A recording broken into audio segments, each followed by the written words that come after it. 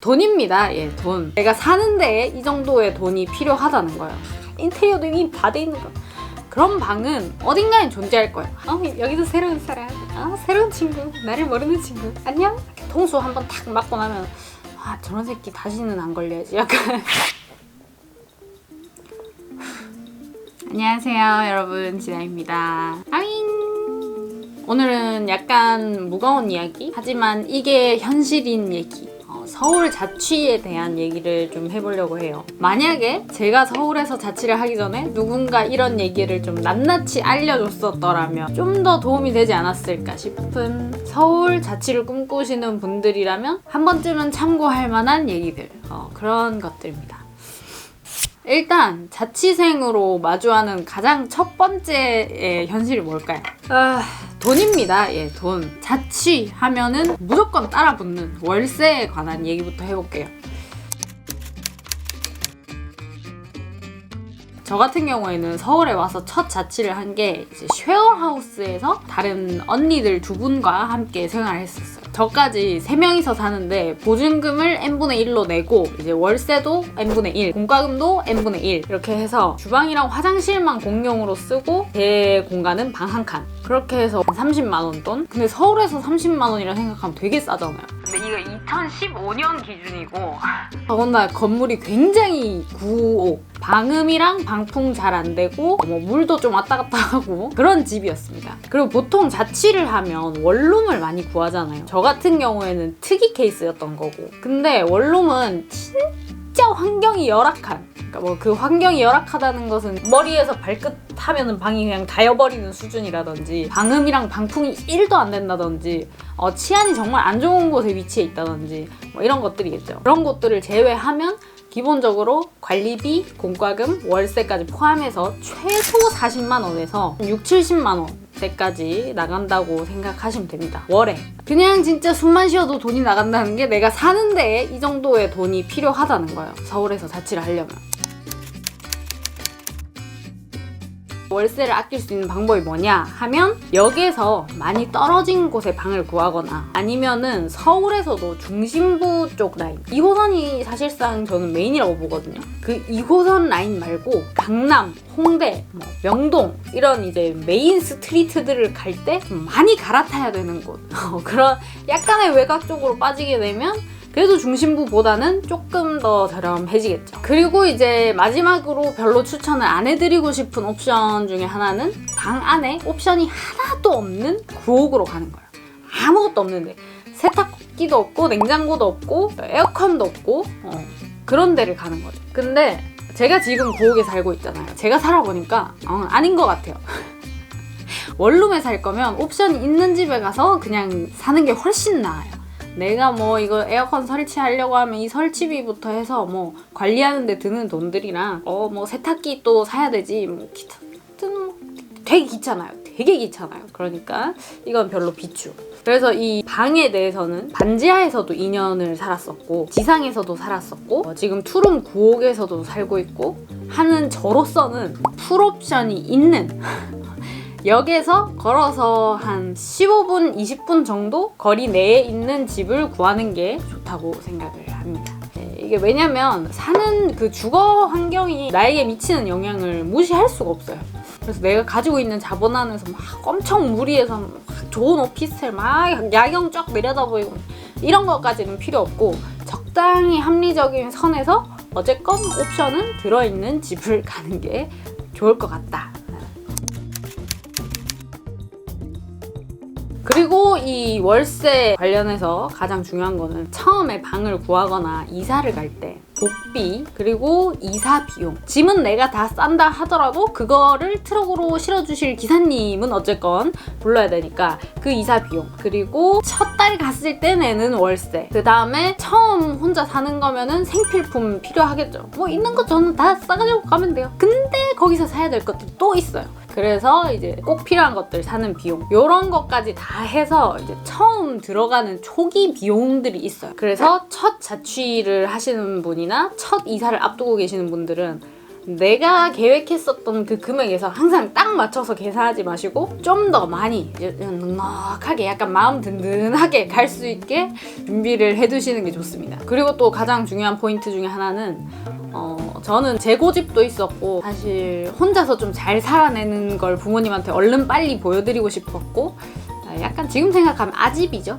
집에서 이제 지원을 해주겠다고 해도 제가 막 넣어두시라면서 그랬는데 여러분들은 그런 거 절대 안 하셨으면 좋겠어요. 어른들이 해주신다고 하면 저보다 한참 더 사신 분들이 다 생각이 있고 계획이 있으시고 나한테 그 돈을 준다고 우리 집이 망하지 않는다는 거지. 그러니까 해주시겠다고 먼저 말씀하시는 거예요. 그러니까 어른들이 먼저 꺼내주시는 돈은 그냥 감사합니다. 예, 좋은 곳에 잘 쓰겠습니다. 나중에 효도관광으로 보답드리겠습니다. 이런 식으로 하고 잘 받아 놓으세요. 참 받을 수 있는 나이일 때 받아두는 것도 저는 굉장히 중요하다고 봐요. 제가 그렇게 못했기 때문에 꼭 넣어두세요. 예, 요긴하게 쓸 겁니다. 그리고 두 번째는 월세, 방이랑 연관되는 건데 처음 자취할 때 잘 뭘 모르잖아요. 주변에 자취를 오래 해본 친구가 있다거나 뭐 지인이 있다거나 집안 어른들이 같이 가서 방을 봐주시거나 뭐 이러면 좋지만 저 같은 경우에는 서울에서 모든 이사를 저 혼자서 알아서 다 했기 때문에 방을 잘 구하는 방법 이거 굉장히 중요해요. 그래서 방을 조금 합리적으로 구하는 방법 이걸 정리를 해봤는데 우선 많이 볼수록 노하우가 많이 쌓일 수밖에 없어요. 대신에 직접 발품을 많이 파는 것도 좋지만 저는 다양한 방법을 통해서 찾아보시기를 권합니다. 방 본다 하면 딱 떠오르는 어플들 있죠? 뭐 직방, 다방, 피터팬의 좋은 방 구하기, 뭐 네이버 매물, 또 뭐 요즘 앱들 진짜 많잖아요. 그러니까 이거를 최대한 다양하게 서칭을 해보고 방을 보시기를 권합니다. 그리고 절대 있을 리 없겠지라고 생각하지만 믿고 싶은 매물들이 있어요. 뭐 보증금 100만 원에 월세 23만 원. 근데 방 컨디션이 아주 최상이야. 막 이거는 내가 오늘의 집에서 보던 방들인데 너무 예쁘잖아. 첫 자취방을 이렇게 해가지고 복층으로 내가 딱 쓰고 예쁘게 꾸며가지고 살면 인테리어도 이미 다 돼 있는 거. 그런 방은 어딘가에 존재할 거예요. 하지만 이미 누군가가 살고 있거나 절대 그 가격이 아니거나 뭐 이미 빠진 방이거나 그렇겠죠. 꿈 같은 방들은 미리 제쳐두고 보시는 걸 추천드리고 적당한 시세에 진짜 있음직한 방을 보시기를 권합니다. 저 같은 경우에는 이사 가거나 할 때 방을 어떻게 보냐면 내 돈의 금액에 맞는 금액에 이제 조금이라도 벗어난다 싶으면 일단 얄짤없이 쳐내야 돼요. 그 돈을 그대로 받을 리가 없거든. 또 가면 뭐가 막 붙어. 그러니까 정해진 예산 안에 딱 맞는 방들 그 안에 이렇게 탁 들어오는 애들 그런 애들을 딱 놓고 방 사진을 이렇게 보다 보면 운이 좋아서 낮에 찍힌 사진들 보통은 낮에 많이 찍어요. 그래야 이제 집이 환하고 방이 잘 나가니까 그러면 그런 사진들 이렇게 싹 보다가 창문이 열려있고 앞에 건물 또는 옆 건물 뭔가 어디 저 옆에 이렇게 알아볼 수 있을 법한 뭐 슈퍼 간판 이런 게 보이는 사진들이 찍힌 경우가 종종 있어요. 근데 이 방이 괜찮아. 있음직해. 그럴 때는 그 창문을 통해서 찍힌 그 주변 환경들 있죠? 느낌이 싹 오잖아요. 옆 건물에 바로 이 벽돌로 된 집이 있구나. 오케이. 그러면 로드뷰로 해가지고 주소를 검색을 합니다. 착 주변이 나옵니다. 로드뷰로 이렇게 한 바퀴 이렇게 슉슉 돌려보는 거예요. 돌려보는데 이 매물이었지. 근데 그 옆에 바로 빨간 벽돌집이 있었지. 근데 빨간 벽돌집이 있어. 그러면 오케이. 이 매물이 있는 거야. 근데 뭐 이것도 로드뷰가 완전 최신 거는 아니기 때문에 옆에 바로 신축이 있다면 뭐 그거는 뭐 저도 잘 모르겠지만 일단은 이 정도 되면은 이 매물은 있다는 게 거의 한 90%는 확정이 나더라고. 그런 식으로 해서 내가 좀 확신이 드는 방들만 직접 가서 찾아보는 그런 방법을 일단 추천을 드리고 그리고 방을 구한다면 분명히 겪게 되는 분명히 들을 수밖에 없는 말이 있어요. 이렇게 뚜뚜뚜 해서 전화를 했어요. 뚜뚜 이렇게 해서 테크딱 하고 어디 부동산입니다 하고 받았어. 그러면 여러분이 본 거, 뭐 매물 번호를 얘기하겠죠. 어디 뭐 다방에서 뭐 어디 직방에서 몇 번 방 이거 봤는데 이 매물 지금 볼 수 있나요? 라고 하면 잠시만요 하고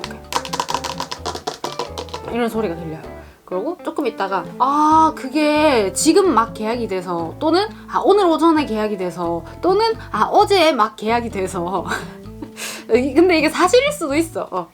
그래서 그 방은 지금 나갔고 그거랑 비슷한 조건으로 아니면 똑같은 조건으로 저희가 가지고 있는 좋은 매물들이 많은데 일단 와서 한번 보시겠어요? 하면서 굉장히 적극적으로 대시하는 분들이 많을 거예요. 그러면은 이제 처음에는 당황스러우니까 뭐 이렇게 하다가 뭐지? 나를 위해 준비해둔 건가? 이미 준비된 방들 있다고? 아 그래 베테랑 부동산이라면 그럴 수도 있겠지. 아 그러면 어디 한번 슬쩍 따라가서 그냥 방이나 구경하고 어차피 계약하는 건 아니니까 방 보는데 돈 드는 거니까 슬쩍 따라가 볼까? 라고 해서 헛시간을 보내지 마시고 좀 주관을 확실히 하셔야 돼요. 좀 더 생각해보고 연락을 드리겠습니다 라든지 아닙니다. 저는 그 방만 보고 싶었습니다. 그거 말고는 제가 다른 일정이 많이 잡혀 있어서 좀 힘들 것 같습니다. 그러니까 통화나 문자선에서 정리를 깔끔하게 끝내버리고 필요하면 본인이 직접 먼저 연락을 하겠다라고 하시는 게 좋습니다. 거절하는 방법이죠. 저도 초반에 많이 여기저기 끌려다녀봐서 하는 얘기예요. 이제 방을 보러 갔을 때 기본적으로 하는 것들 있죠. 뭐 물 틀어보고 변기물 한번 내려보고 뭐 사실 요즘 물은 다 잘 나와요. 근데 그래도 해보시는 게 좋아요. 혹시 모르니까. 수압 체크, 방음, 방풍 체크 요거 필요합니다. 그리고 CCTV 체크 무조건 하셔야 되고 그리고 곰팡이 체크 어디 벽면에 어느 쪽에 막 어디 숨어 있을지 몰라요. 그러니까 그런 거 꼼꼼하게 잘 보시고 그리고 주변에 편의시설 얼마나 집에서 가까운 곳에 편의점이 있느냐 얼마나 집에서 가까운 곳에 경찰서가 있느냐 뭐 마트가 있느냐 이런 것들 체크는 기본적으로 하시고 계약하고 싶은 방이 생겼을 경우에 무조건 2번 이상을 보세요.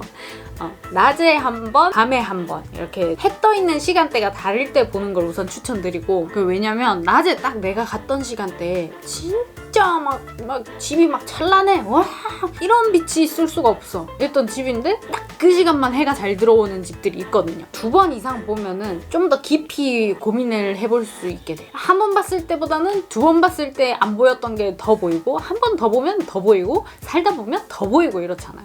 그러니까 최대한 깐깐하게 보시는 걸 추천해드립니다. 그렇게 해서 살게 됐을 때 자취를 하면서 나 혼자서 살아낸다는 거는 새로운 환경이랑 마주해야 된다는 뜻이기도 하잖아요.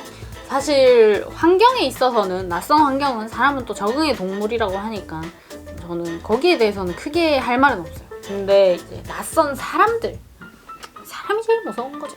낯선 사람들에 대해서는 꼭 얘기 드리고 싶은 게 설레는 마음에 막 다 새롭잖아요. 새로운 사람, 여기도 새로운 사람, 새로운 친구, 나를 모르는 친구, 안녕? 약간 이런 느낌인데 그 만나게 되는 새로운 사람들한테 나에 대해서 너무 많은 걸 오픈하지 않으셨으면 좋겠어요. 그러니까 다양한 사람들이랑 새로운 인맥을 쌓는 것도 물론 중요한 일이고 저도 그 20대 초반에 갓 올라와서 형성됐었던 저의 그 대인관계들이 지금까지 이어지고 있는 분들도 많지만 직장에서든 사적으로든 나를 알게 된 사람들이 나에 대한 필요 이상의 정보를 너무 많이 가지고 있는 거는 사실 반대의 상황이 됐을 때 언제 나한테 불리한 상황이 형성될지 모르고 그렇기 때문에 부디 조금은 좀 조심스럽게 약간의 거리를 두고 대인관계를 좀 형성해 나가시면 좋지 않을까 이런 생각을 합니다. 사람에 대이면서 배워가는 것들도 분명히 있죠. 막 이렇게 통수 한번 탁 맞고 나면